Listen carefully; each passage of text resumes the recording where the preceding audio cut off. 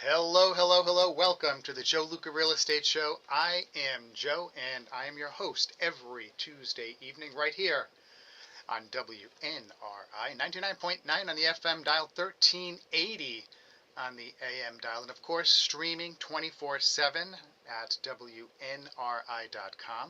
We are here every Tuesday evening, and they rebroadcast the show on Saturdays at 1 o'clock in case you can't catch the show live. Quick shout out, I would like to thank Vern Rainville, Public Insurance Adjuster, 484 300 8495. That is the number you have to remember, 484 300 8495, because now we're in the transition stage. It's still officially winter. We had 70-degree weather today. It's going to get cold a little bit later this week. Not as cold as it was, but it's the transition period where things can happen in your home that may require you to put a claim in on your insurance policy. If that's the case, or if you're not sure if that's the case or not, you have to give Vern Rainville a call at 484 300 8495, because he will provide the clarity and information you need about a potential claim, or if it is a verified claim. And he works for you, not the insurance company. That's Vern Rainville, Public Insurance Adjuster Extraordinaire, as I like to say.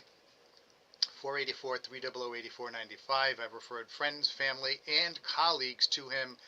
Never had a complaint. And then also Compass Title and Escrow. Anthony Betancourt and his team do a great job taking care of our buyers and sellers, as well as buyers and sellers for other realtors as well, who also sing their praises. That's Compass Title and Escrow, as well as Compass Law. Thank you so much for supporting them. All right, so what's going on with the real estate market since we last spoke? We're I don't want to say at war, but we are having, how did the president describe it? Um, I can't remember the word he used, but he didn't use war, but we are involved in a situation with Iran, and it is going very well from everything I have seen. We are ahead of schedule, according to the Secretary of War and the Chairman of the Joint Chiefs. I watched their press conference this morning just to see, what was going on. And it seems like the markets have really responded. They were down significantly yesterday, then they rallied back. The market closed up. At one point, a barrel of oil was 120, 125 bucks, and then it closed by the end of the day back down at about 80 bucks per barrel. So I just want to double check right now to see what it is as of today. Okay, let's see. We can find something here online. Excuse me. But I would imagine that the prices will continue to vacillate, will fluctuate. Okay, so let's see. Brent crude is 91 bucks a barrel. WTI crude, $83 a barrel. So that's still a lot less than it was yesterday morning. So I think until this thing wraps up, we're going to see this craziness. And of course, these numbers are still a lot higher than they were before we started bombing Iran, because it was about 65 or 70 bucks, if my memory serves me. But nevertheless, whether you like it or not, agree or disagree, we are in this now. We need to push through. And in pushing through, we can look at what's going on with mortgage rates. So we go to the trusty Mortgage News Daily, okay? And I go to this place every week because it's the same data from the same company. I don't bounce around from one company to another. You may get different rates from your local lender, because I encourage everyone to use a local lender when you are looking to get a mortgage. So I was just on the phone with Lena DePina at Washington Trust. Great programs. We also have Sean Hogan at Shoreham Bank, Jeff Gaccione at Embrace Home Loans, Joe Baptista at Anchor Financial, Luis Rondon, who's now at Rate Mortgage. There's a lot of great local lenders out there, and I encourage everyone to use a local lender. Now, right now, according to Mortgage News Daily, a 30-year fixed rate is 6.09. which is down from yesterday by 0.05. A 30-year FHA is 5.69. 30-year VA 5.71. And I want to point out, even though that VA is a little bit higher, it's a no money down loan and there's no PMI. So the VA, if you're active military or retired, that's the loan you really need to look at. And yours truly is experienced working with veterans and active military on the buy side and on the sell side, so I know what is needed to accommodate a VA loan. Because the house, there are minimum requirements that the property has to comply with in order for it to be purchased using a VA loan. The same thing with an FHA, but a VA is a little bit more strict. So those are the rates. So we're at 6.09 for a 30-year fixed. That's like a conventional. 30-year FHA is 5.69, 30-year VA 5.71. So we are in the fives, and you may be able to get rates lower than that, and of course you may be stuck with rates higher than that. And the things that determine what rate you would get, we've talked about this before, is what are you buying? Single family home? You're going to live in it, you're not going to live in it. You're going to rent it, or it's a second home. A multifamily home, 2, 3, 4 unit, 5 units or more, all different rates. And they're all higher than the rates I just quoted for the most part. And then you could be looking to buy a condominium. Again, different lending criteria. So that's even before you start looking at your credit profile and your down payment. Those are other things that can also impact the interest rate you will receive when you're buying a home. And then, of course, if you are refinancing a home, okay, if you're refinancing a home, that's a whole other set of criteria, and those rates vary again, because if you're refinancing, are you just doing a straight refi? Are you getting a line of credit, a home equity line, something like that? Again, those are different. Every lender has different programs, and I always tell people, mortgages are like cars, okay? There are lots of different manufacturers, different models, and different trim levels with cars, and it's almost that level of variation for mortgages as well.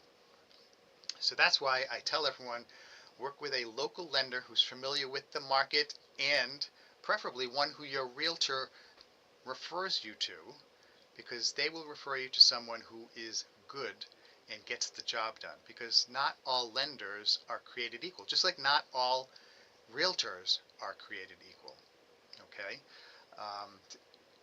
I would like to, speaking of all realtors, do a quick shout out to my friend and colleague and successor as president of the Rhode Island Association of Realtors, Dean DeTonencourt.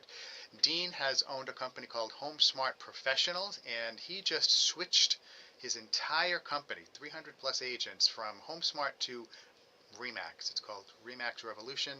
I want to welcome Dean DeTonencourt and all of his agents to the Remax family. The red, white, and blue balloon is a great, very recognizable logo, and I'm happy to have you guys as part of the Remax family. So, not all realtors are created equal. You don't get the same level of service, and the same is true with lenders, closing attorneys, home inspectors, etc. And that's why I try to recommend more than one when I provide referrals for my clients.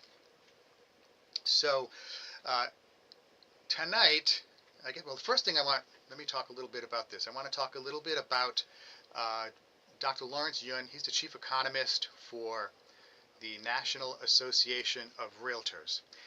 And he posted something on LinkedIn today, and I want to see if I can pull that up, because it was really, he was talking about what's going on. The numbers, the employment numbers in February were not as good, air quotes, as we wanted, as a lot of people wanted. But I want to point out a couple of things, and I'm glad Dr. Yun did point these out, because the unemployment rate ticked up a little bit, okay, but it's still very low compared to where it has been, and historically, okay. And the reason for that is, of course, we had a blizzard, okay, in this part of the country. We had some other inclement weather. Um, and that could have contributed to the lack of new jobs. The federal government also cut back on jobs, so that reduced the number of jobs. But, folks, here's the thing. Pay attention to this, because real wages were up 3.8% year over year. So that means for every dollar that you earned a year ago, after inflation or everything else, this year you earned almost $1.04. Okay, so that's very positive. Now, of course, we're engaged in this situation in Iran, and the government is spending a lot of money. I've heard $1 billion a day. Uncertainty. Price of home heating oil has gone up significantly. I saw today it was $2 more now than it was when 2 times ago when I ordered oil. So that's significant. Of course, gasoline is up significantly. But I think this is temporary, or as a word that they've used before in economics, transitory. I would imagine that these numbers will come back down in the next several weeks. However, let's assume that they don't. Let's say that they stay high. What is this going to do? Is this going to impact home sales, home values? Well, let's look at some data.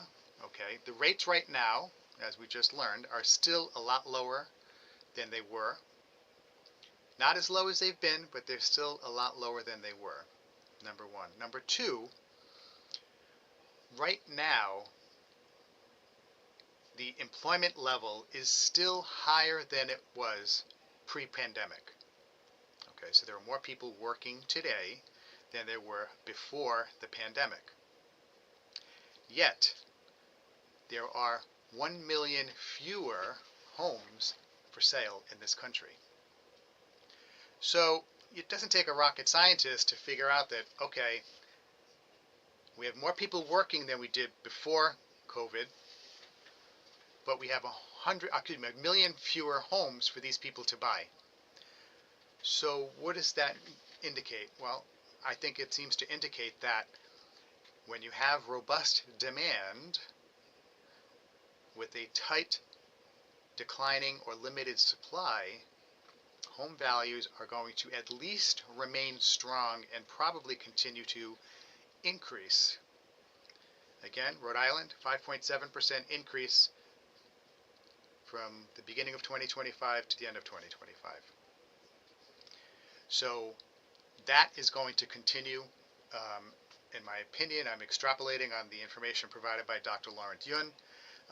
So that, I think, is something that's very positive. So what does that mean? If you are looking to buy a house, well, if you are thinking about buying a home, you need to get your butt in gear, because we had nice weather yesterday and today. It's going to cool off later in the week. But as the weather warms up, more buyers are going to become activated and looking at the homes. We're going to see more homes come on the market with the spring market.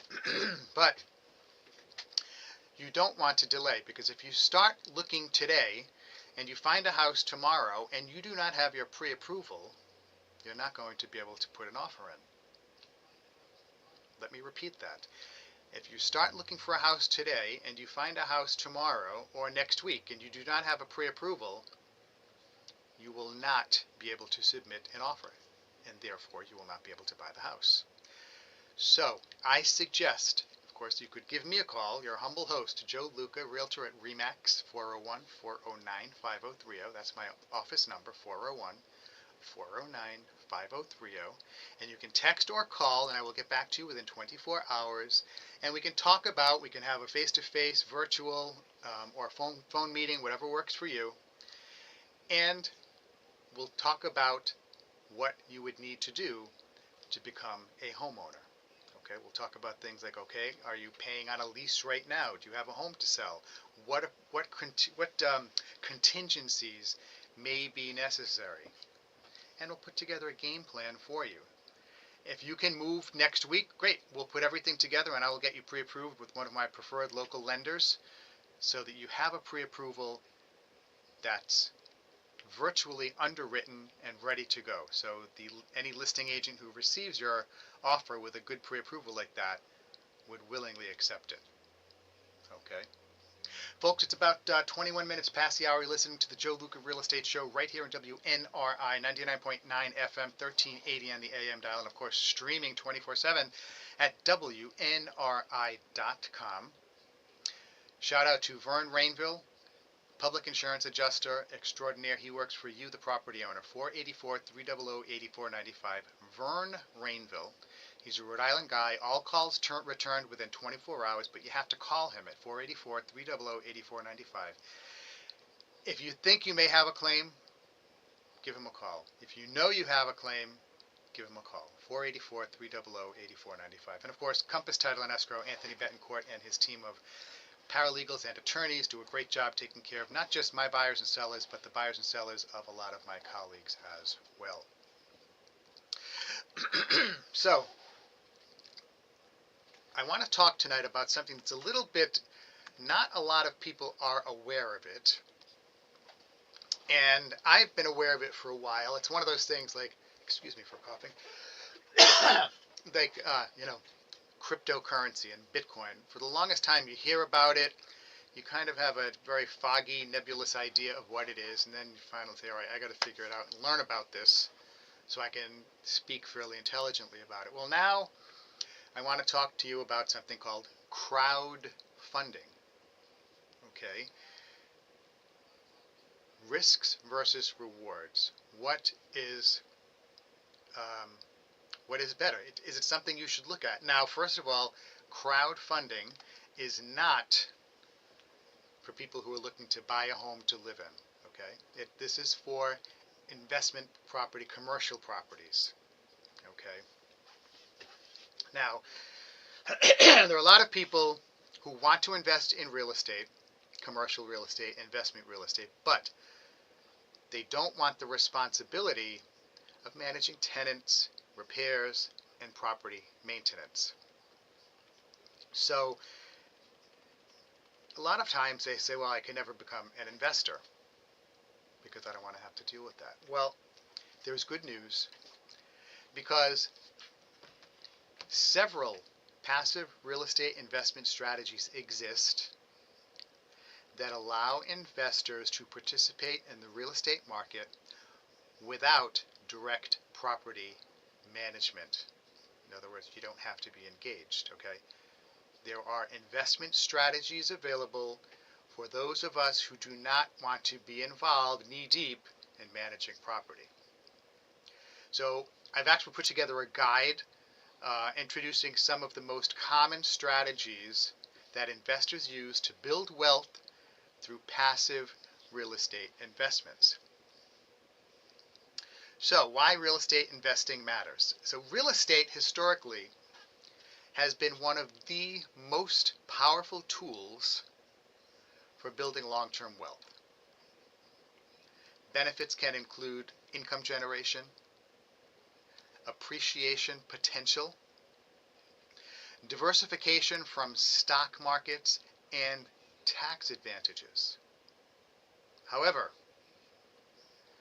direct property ownership isn't the right way for all individuals, for all investors. And that's why we talk about active versus passive real estate investing, okay? Because you can have your choice. So active investing, examples would be rental property ownership, okay? You own a 6-unit residential property or mixed-use property or commercial retail property. You own it. It's all yours. House flipping, okay? You go in and you buy, if it's a single-family home, a 3-family, or a 6-unit, and you flip it. You put all new kitchens, bathrooms, complete remodel, and then you sell it for a profit. Or property development. You know, you'll probably see homes that are being purchased in the city or in neighborhoods. And we talked about this last week. And then the land is subdivided, and then a new home is constructed on the other piece of land, the subdivision. Okay, um, that's property development. Or you could buy a bunch of land, clear the trees, and put up a whole neighborhood. In order to do this, it requires time, management, and you are involved directly. It's hands-on involvement. You're knee deep, elbows deep in these types of investing. Then you have what's called passive investing. Passive investing is just like it sounds. Okay. Examples of this would be real estate crowdfunding, real estate investment trusts. Now, a real estate investment trust or something that is, you would buy this through a broker, like a stockbroker.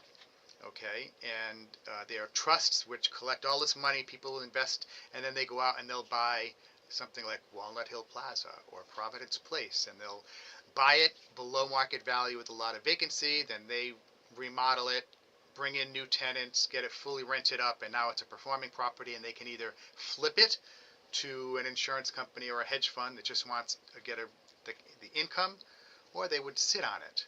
Okay, that's what real estate investment trusts do.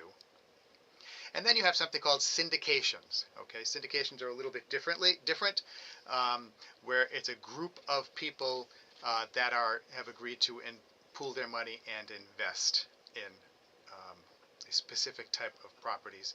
And then you have real estate funds, which is like, all right, a number of people say, hey, we want to buy some property together. This is where we're going to buy. We're each going to kick in $1 million or $500,000 or whatever it is, and then we're going to go out, leverage that money, buy it, rehab it, and then either flip it, buy and hold, or whatever the situation may be. When you do those types of passive investing, there's minimal day-to-day involvement. If you put $10,000, $100,000, or $10 million in a real estate investment trust, you forget about it, and then they send you either a dividend or, depending on the real estate investment trust, you are compensated. You share in the growth of the trust. Excuse me. Let's look at number one, crowdfunding, real estate crowdfunding. This is something that allows investors to pool capital online to invest in large real estate projects. Okay, let's say a huge residential development. Now, when I say huge, not huge by New England standards, huge by like maybe Florida, Texas, Arizona, or California, where you'll have 5,000 homes going up in a development. Okay. Now, the pros of this type of funding, crowdfunding, are it's a lower entry cost. Okay, you can get in with less money. Access to institutional properties. So let's say you wanted to invest in properties that have all credit tenants, tenants like Walmart, CVS, Mac stores, Apple stores, those types of quality tenants. You have access to invest in those types of properties. And then, of course, there's the passive structure. Basically, you sign over, you give your money, whatever the documentation is that you have to sign, you forget about it, and you just hopefully reap the rewards. Now, here are the risks. There's no liquidity. It's illiquidity. You put the money in, you can't, if it's 6 months, you need to get the money out, you can't do it. Sometimes it's tied up for a period of time, or things may have shifted and now your money is worth a lower amount. You put in $1 million, now it's only worth $750. You don't want to take it out at that point when it's down. You want to wait for it to go back up. So there's no liquidity. There's what's called sponsor risk, and then there's market risk. Now, what's the difference? So sponsor risk is when the person that's organizing the crowdfunding project, they're running point, maybe they're managing it, they brought in all the partners who are going to make it go from point A to point B. That has to be someone who knows what they're doing, that's experienced and knowledgeable, and is surrounded by top shelf, top caliber partners. If they're not, then you have sponsor risk, a greater degree of sponsor risk. If you're doing it with, and the sponsor is someone who's done this 15 times before and they've got a history of good, good returns, there's a lower sponsor risk.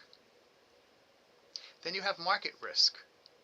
Okay, so let's say if crowdfunding were around in 2005 and you invested in something that built a big shopping mall, and you had to keep your money in for 10 years, and then in 2012 the market tanked and everybody started going out of business in the mall and the mall was vacant, that property and that crowdfund project probably had a significantly lower value. So that's market risk, okay? Now, strategy number 2 is real estate investment trusts, also known as REITs, R-E-I-T-S.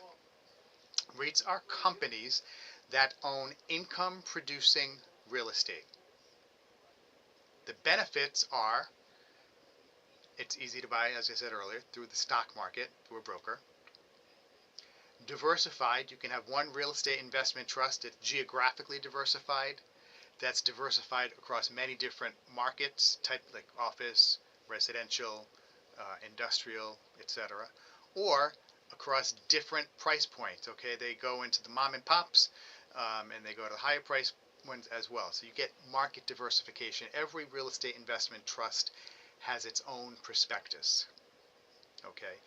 And with a real estate investment trust, you have liquidity. So if 6 months from now something came up and you need to access some or all of that $1 million you invested, you can sell just like you can sell your CVS stock at any time, you can sell the stock in your real estate investment trust. Now you may lose money, but it's liquid. Okay. Next, strategy number 3, we have real estate syndications. Okay. Now, syndications allow groups of investors to collectively purchase large real estate properties. So you get, let's say, 10 millionaires, and they each kick in $5 million each. Okay, they have a pool of $50 million. They'll typically choose one person to be a general partner, and the rest will be limited partners. So the general partner runs point. And again, there are strict, everything is memorialized in writing, so you know, okay, we're going to buy these types of properties, these price points, with this cap rate, etc., etc. And that's what they'll focus on. Strategy number 4 is private real estate funds. All right, these funds pool capital from investors to invest across multiple properties or projects. So let's say you had, some fraternal organization, and you had 100 people who were members, and they all said, "Hey, you know what? Let's create a real estate fund to buy or build multifamily homes, so that it'll be workforce housing." Okay, so they build them, and they specifically focus on the lower socioeconomic price point, so people can find a place to rent or to buy. Or the opposite extreme as well. That's a private real estate fund. Now, there are risks that passive investors need to understand. All real estate investment involves risk. Okay, now of course, if you're buying a piece of real estate, it's a 3-family house with tenants in a certain, in a lower income area, that property will have more risk of having potentially problems, okay, with tenant stability and property maintenance, than if you were buying a 3-family property in Newton Highlands, okay, where you have people that make a lot of money, a lot of pride in ownership, and they take care of their property, which makes it easier for the landlord to take care of the property as well, because they're paying top dollar. The former has more risk than the latter. So all properties investments involve risk. There are certain things you can control, certain things you can't. Things you need to consider are, 1, market cycles. Now, people make money at every point in the market cycle. You need to know what you're doing to make money at any point. Okay? As they say, even a broken clock is right twice a day. So you don't want to just be, willy-nilly buying a house or a property, an investment property, and not be fully aware of where you are in the business cycle and what the implications of where you are in the business cycle or the market cycle, what that means. Next, liquidity constraints. If you over leverage a property, okay, now you can buy a home with the VA loan to live in and have no money down, or an FHA, 3.5% down. Okay, that's very, very leveraged. There would be no liquidity if you needed to get your money out, because it's fully leveraged. In the case of the VA loan, 100% of the value is what's against the property for the mortgage. Similar for passive investors. Next, sponsor performance, okay? You have the one person who's supposed to be running point on the investments. You want someone who's top shelf, experienced, knows what they're doing, and is surrounded by knowledgeable, experienced partners. Okay? And then economic conditions. Okay, one of the things I talked about a while back is we had all of these commercial loans which are coming up for review now and going forward, I think, for another year or so.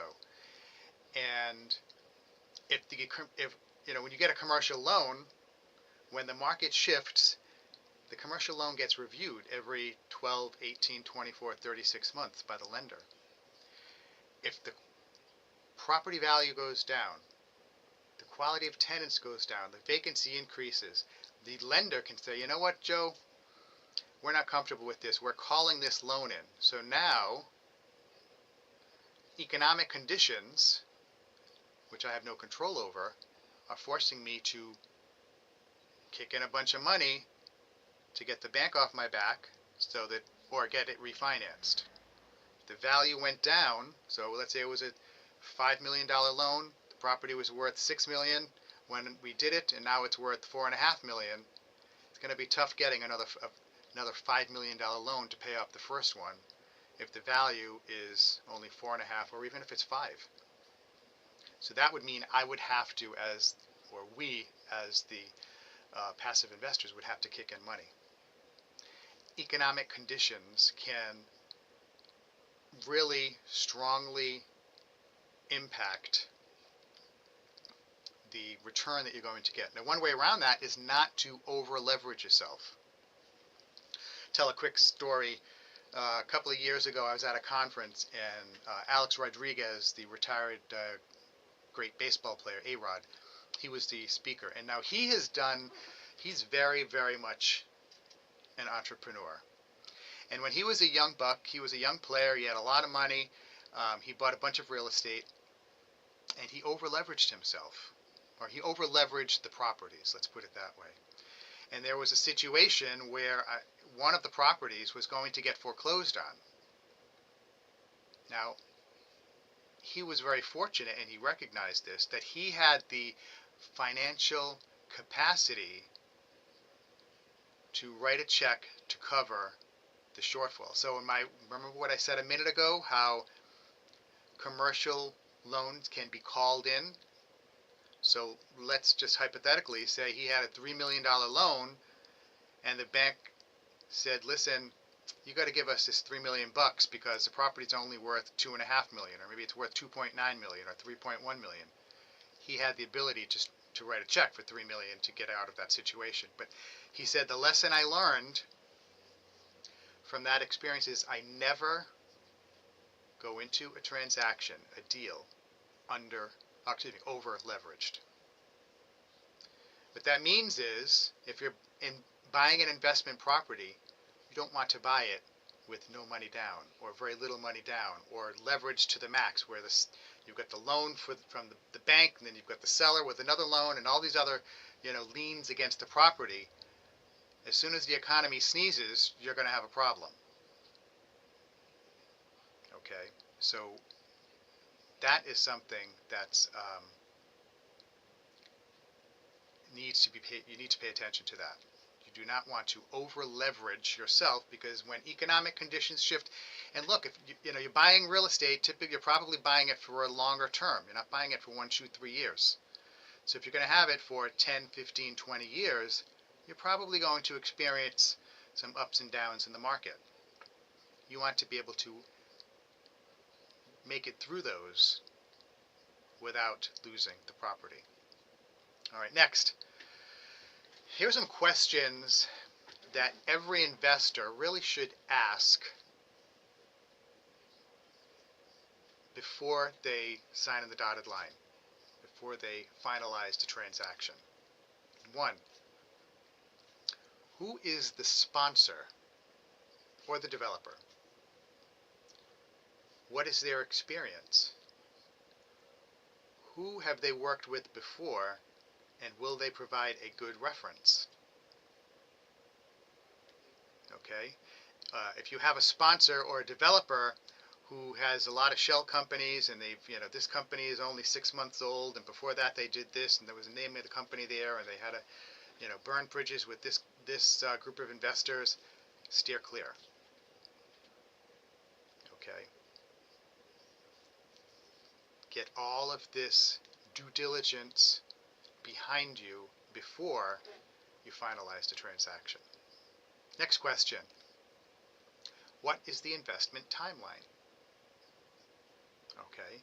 If you are investing whichever investment vehicle, and you're going to be building single-family residential homes, what's the timeline? How long, where the municipality that they're going to be built in, what is their track record for approving new home construction? How much work has already been done? Are you buying like a forest and you have to do everything from soup to nuts? Or is it a piece of land where everything's been cleared, all the engineerings have been done, everything is set up and ready to go? Those are going to determine your investment timeline. I have seen redevelopment projects take 10 years before they can put a shovel in the ground. I have had transactions that have taken 3 years to close after the signing of the purchase contract, never mind all the negotiation and everything before that, just to get everyone to agree to sign the purchase contract.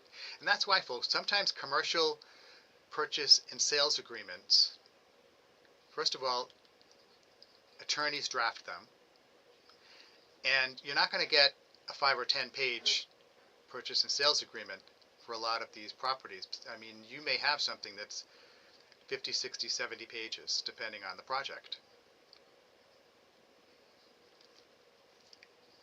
The bigger the purchase contract, probably the longer the timeline. Next, what are the fees? You have attorney fees, you'll have engineering fees. Of course, you have the site work fees, in addition to, of course, the acquisition. Then you have your materials, then you have to build everything out, then you have, of course, the carrying costs, because you have to finance all of this, so you've got to pay the interest on the note to buy all of this stuff and to pay this off. So that all needs to be accounted for up front. And then, what happens if it underperforms? Everybody thought they were going to get a 22% return on their money.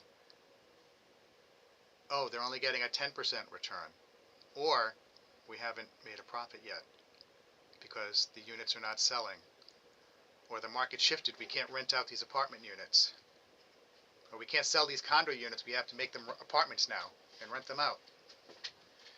Sounds easy, but of course when you're changing the way a property, the zoning, the type of deed, this stuff takes time. Everything is time and money.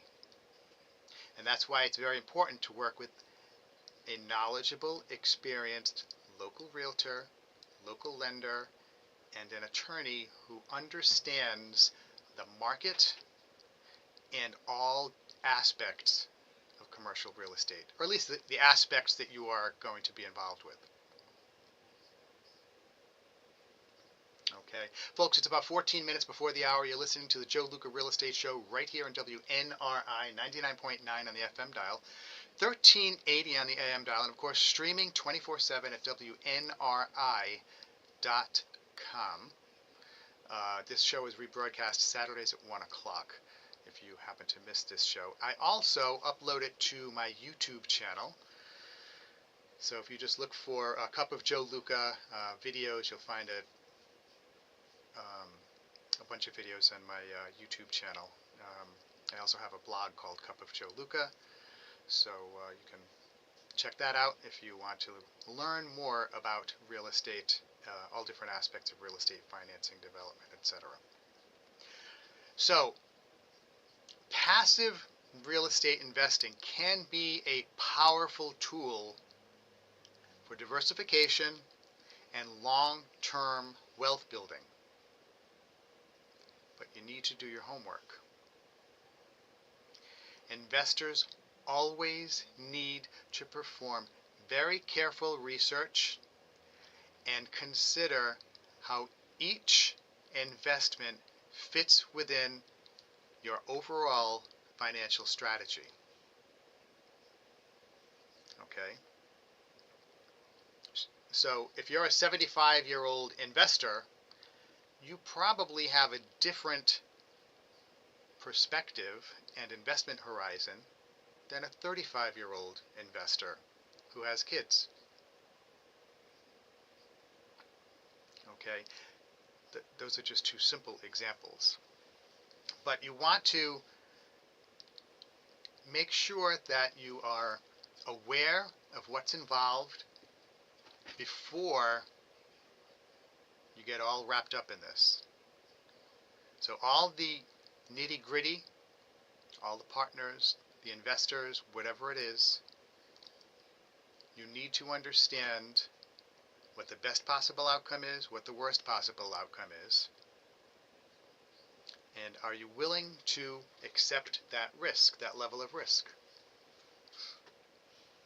If you're not, move on. Maybe do active investing or semi-active investing, where it's just you and one or two other people and you can divvy up the management. Okay? But these are the types of things you really need to do this at the very beginning. You know, we talked about a few weeks ago, we talked about co-buying, you know, co-ownership of homes, of single-family homes. And I said you need to get everything squared away ahead of time. The same thing is true with this, only we're talking about much larger sums of money. Okay? Because again, these types of commercial properties, you're typically being millions as opposed to hundreds of thousands. Okay? And of course, the closer you get to Boston or New York, or the bigger the properties get, the higher the prices go. So even here in Rhode Island, if you were looking at you know, one of these investment strategies and you wanted to buy Amazon distribution centers, we have one right here in Johnston. That's going to be a big number. That's a huge property. That's something you would be passive investing. And then the entity would hire a professional management company, or perhaps if you know, Amazon was a tenant, they took care of all the maintenance. Again, that would be determined by the lease, and these are things that typically are addressed ahead of time, not typically are always addressed ahead of time. So what does this mean for you? Crowdfunding. It's one of those things, it's available, you know, out of everybody who's listening to this show or watching it live on YouTube, um, you know, very small number would probably be interested in crowdfunding. Because the other thing too, crowdfunding is also, because it's not as well known and it's not represented like a real estate investment trust, which may be invested by a brokerage company, exposure to investors, to people that are kicking the money into the crowdfunding entity, there are going to be fewer people who are aware of it and even fewer who are comfortable with it.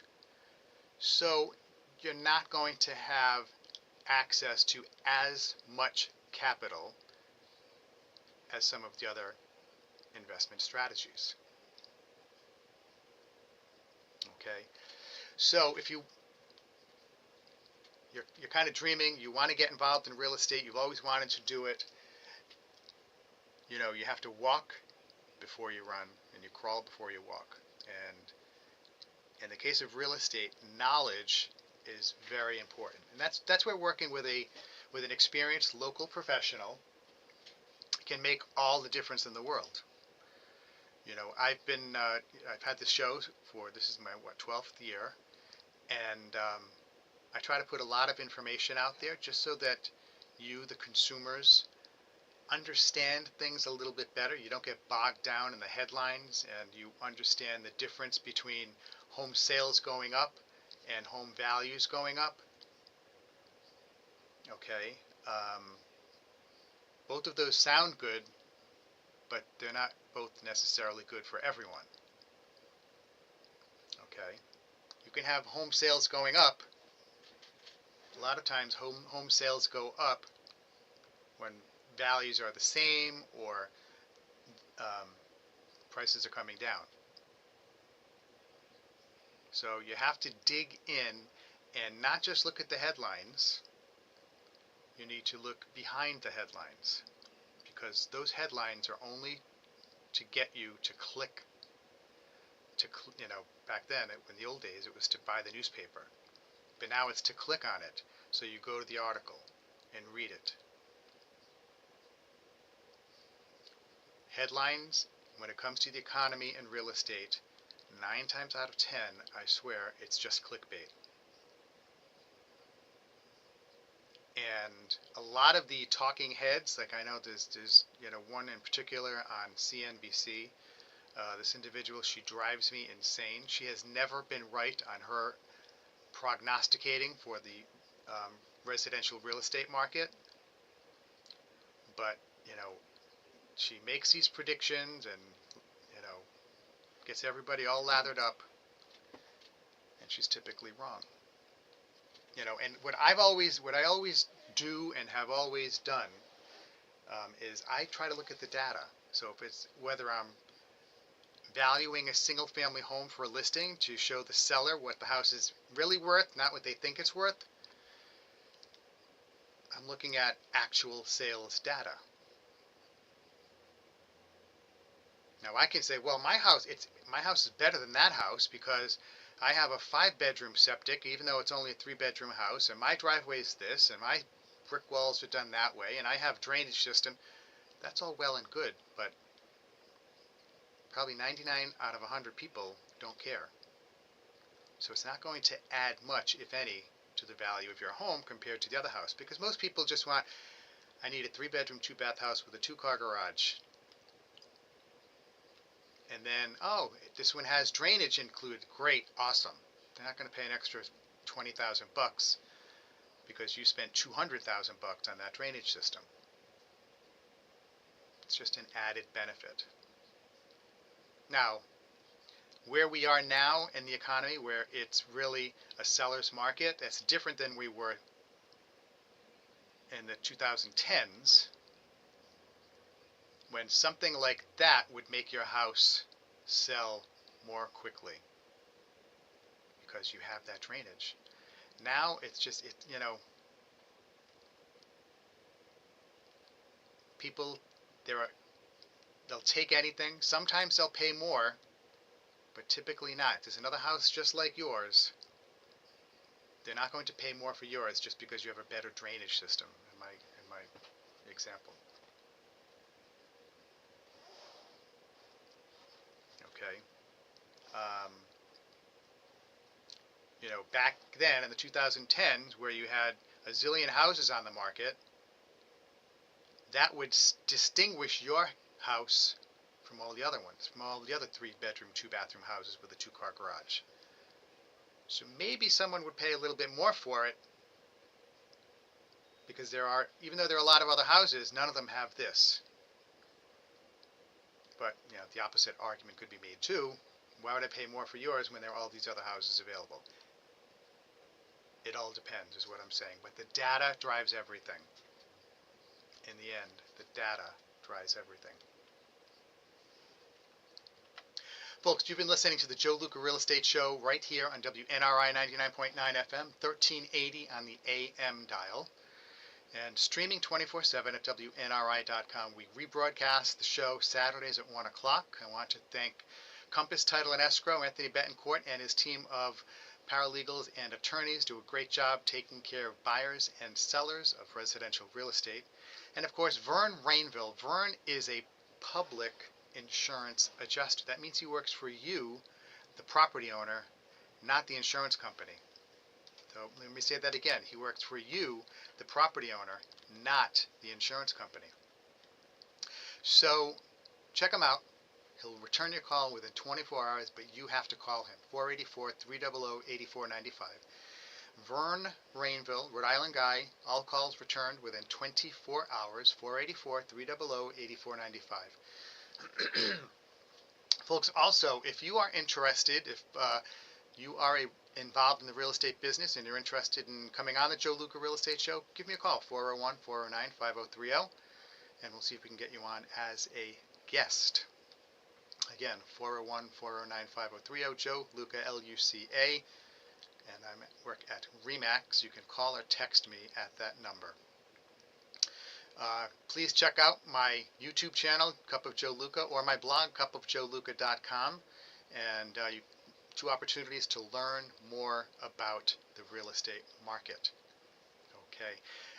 Stay tuned, okay, because we have Rick Mernier coming up with Yuletime Preaching Ministry. Great scripture reading and explanation. So please stay tuned. I guarantee you it will help you live a better life, live a happier life, and a more fulfilled life, because you will understand God. And one of the great things about the Bible you can understand is when reading it, you see that all of the, so many of the people in the Bible, from Moses on down, they were just like us. They were flawed human beings, and that we all are. So please stay tuned, listen to Rick, and I will be back next week. Same bat time, same bat channel. Take care. Bye-bye. Take care, guys. Bye-bye.